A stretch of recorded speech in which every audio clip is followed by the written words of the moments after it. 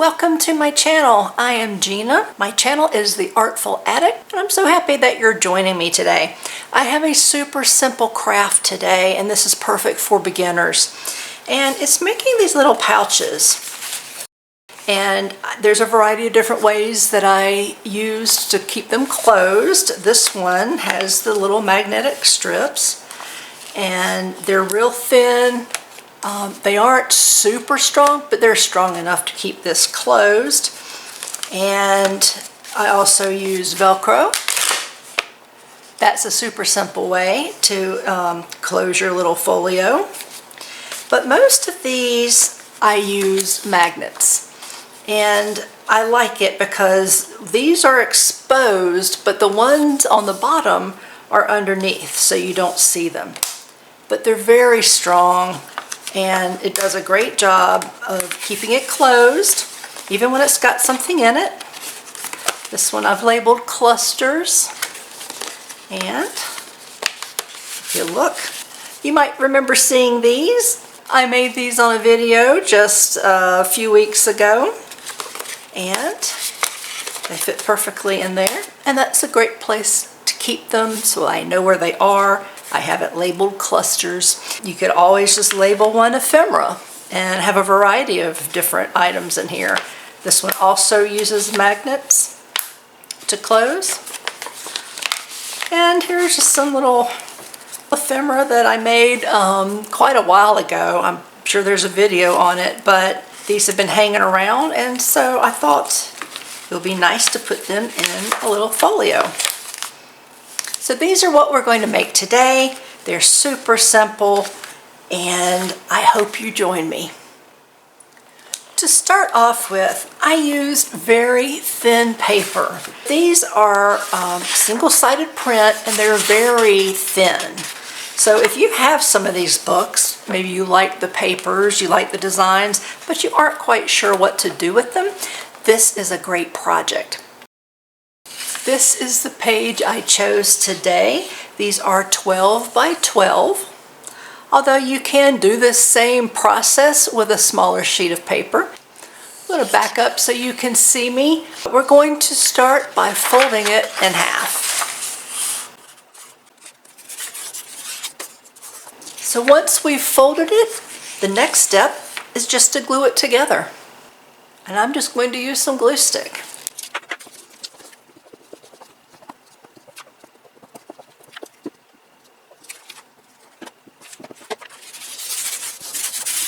The next step is we're going to do our fold. Where you put your fold is totally up to you. This one, I folded it to where the top part goes almost all the way to the bottom. And they're all just a little different.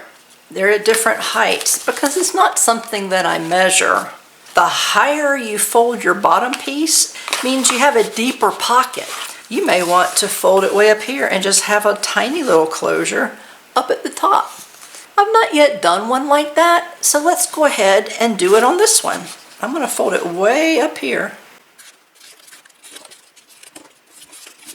Now when you go to do your top fold, you don't want to fold all the way to where it's flush. You want to leave a little bit of space just to ensure that it will close well. It doesn't have to be a lot of space, but you know, this is about what, 1/4 of an inch. Now at this stage, you may want to go ahead and use a circle punch or use your scissors to maybe add a little indentation. I did not do that on most of mine just because I didn't think of it.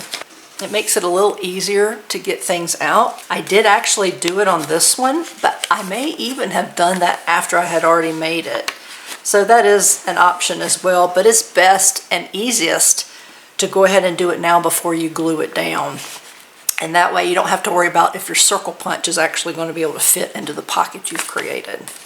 So I will go ahead and use my circle punch and make a little divot right here. See, this is a 3-inch circle punch. So let's see, is that too big? No, I don't think so. I think that will work. So I'll just try to line it up as best I can, and I'm just eyeballing it. let's go about here. There we go. That's close enough to the middle. If you wanted to measure and put little hash marks, then that's up to you. You can certainly do that if you want to ensure that it's exactly in the center. I just eyeball it. You also may want to go ahead and ink, especially this part. If you're an inker and like to do that on the edges, which I am, I'm going to use the walnut stain. I like that it's kind of extra dark. Gives it a nice dark outline, and I like that. Now before we glue it down, we want to put our magnets in. Now the toughest part is making sure you line up and put your bottom magnets in the right position for the top of your fold. It can be a little tricky because you're having to do it under here on the back. If you're doing it on the front, you could line it up, maybe take a little pen or pencil, put a little dot, and you would be fine. So this top fold goes basically all the way down to that line. I'll usually put it at least 1/4 of an inch on the inside, such as that. See, I don't ever put it on the very edge, because even folded over and glued, so it's doubled, it is stronger, but it's still fairly thin paper, and it's not that strong.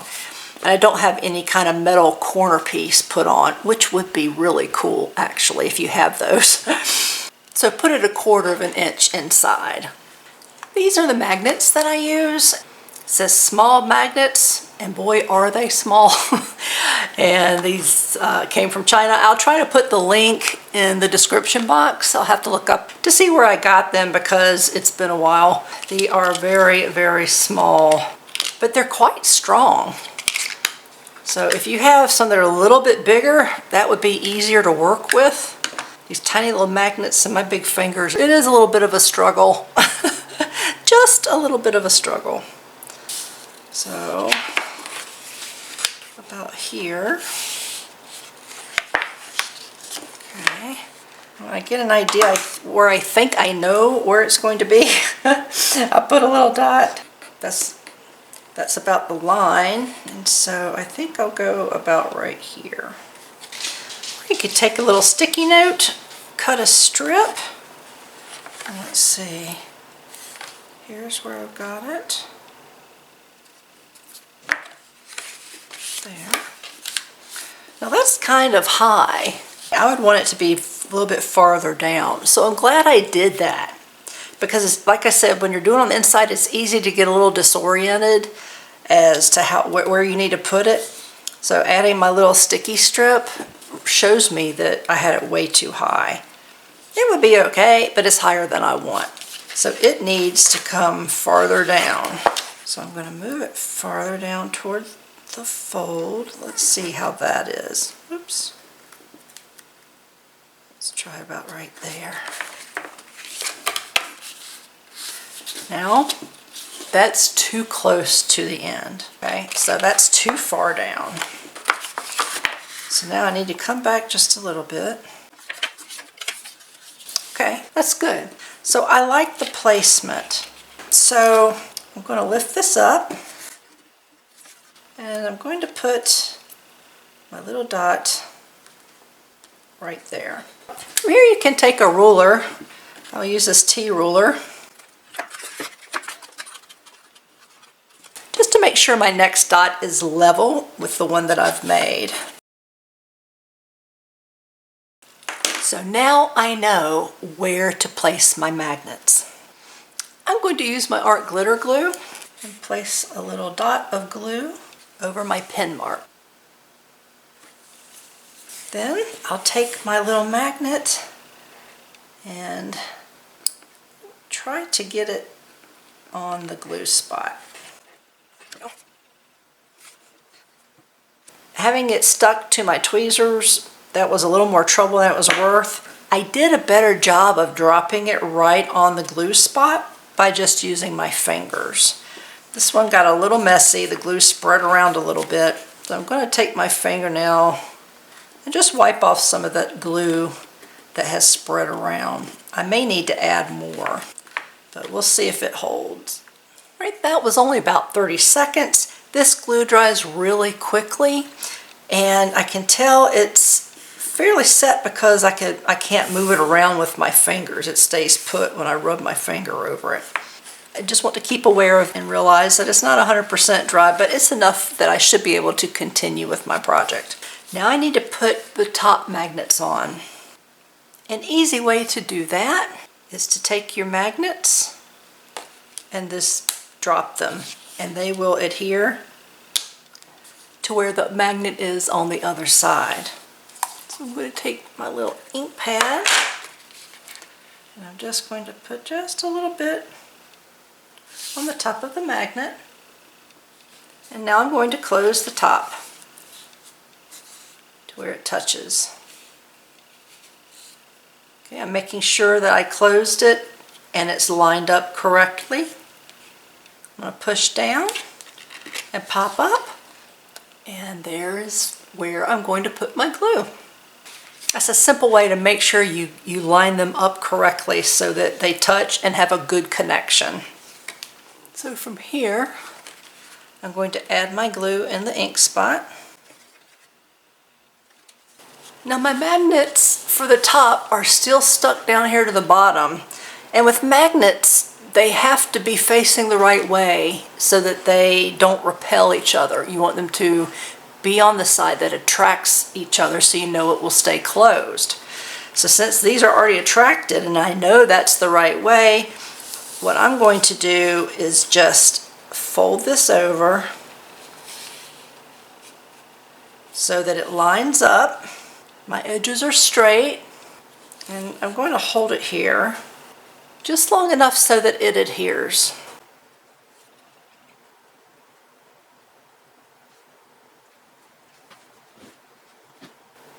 Okay, oops, that one's not quite ready.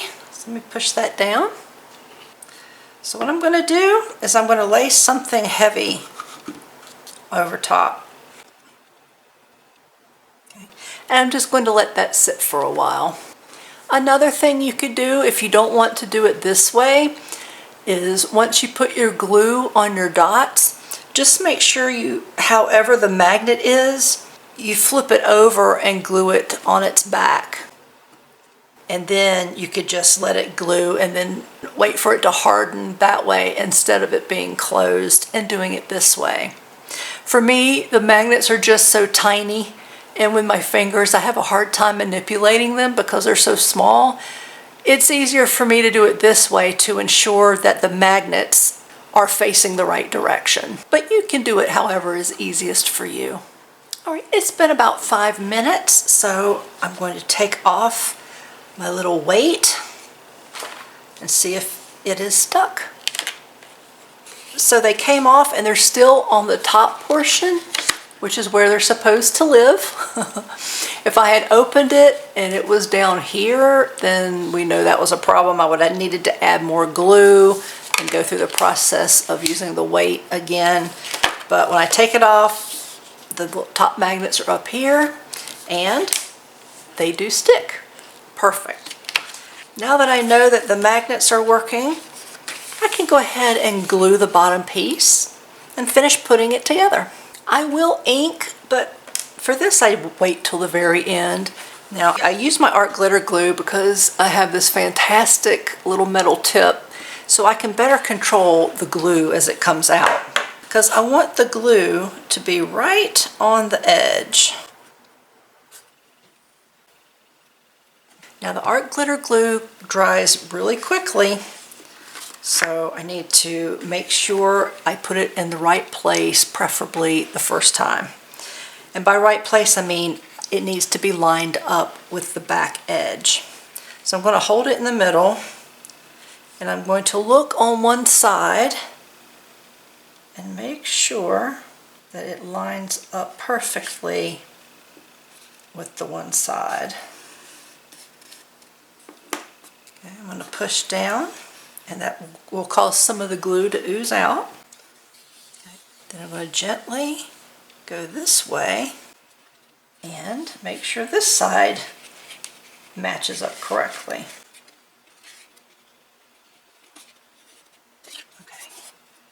And I'm going to push down.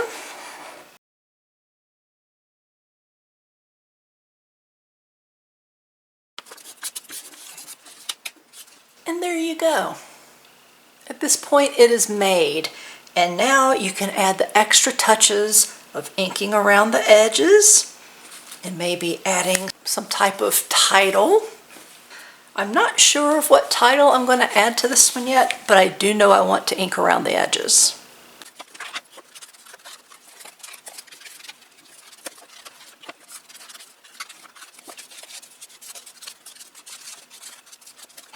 My edges are inked.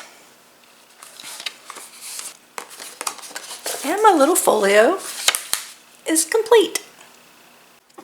I think it turned out really cute. I love the paper actually, and it's funny because this one, I picked a piece of paper that I couldn't think of what I would use it for.